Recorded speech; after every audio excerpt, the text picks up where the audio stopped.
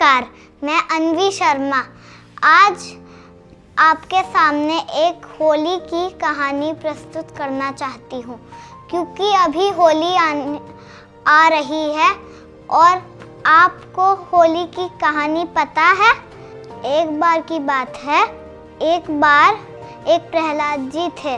तब वो विष्णु भगवान के बहुत बड़े भक्त थे और उनके जो पिताजी थे वो बहुत घमंडी थे और अपने आप को ही भगवान मानते थे। उनका नाम हिरण्यकश्यप था और एक दिन उन्होंने बोला प्रहलाद जी को कि तुम भगवानों की पूजा क्यों करते हो, क्योंकि वो तो राक्षस थे। तो उन्होंने उसे पूजा करने से मना कर दिया, पर प्रहलाद जी मानते नहीं थे, वो अपनी पूजा करते रहते थे। तो उन्होंने अपनी बहन होलिका को बुलाया और फिर उसे बोला कि कोई सुझाव बताओ जिससे हम प्रहलाद को मार सकें।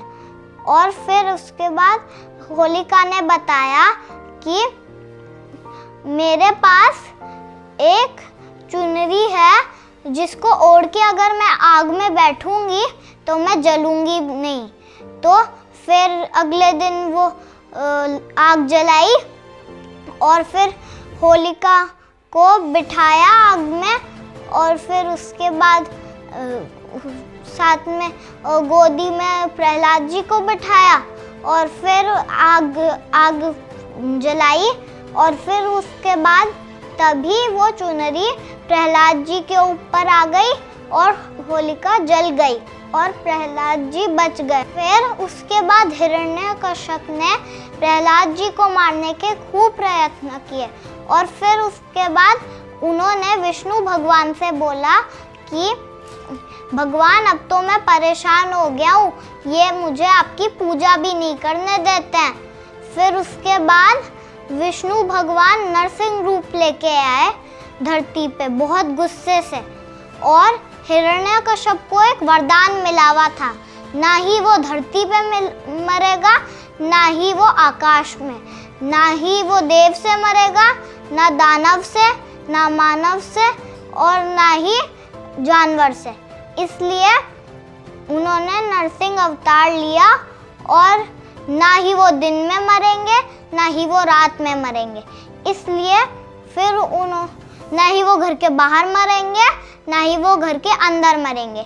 इसलिए विष्णु भगवान आधे शेर बन के आए और आधे इंसान। और फिर उन्होंने ना उन्हें रात में मारा ना दिन में मारा, उन्हें शाम को मारा और साथ में ना धरती पे मारा ना आकाश में मारा, अपनी गोद में मारा। ना ही घर के बाहर मारा ना ही घर के अंदर मारा, घर के गेट के बीच में मारा। धन्यवाद।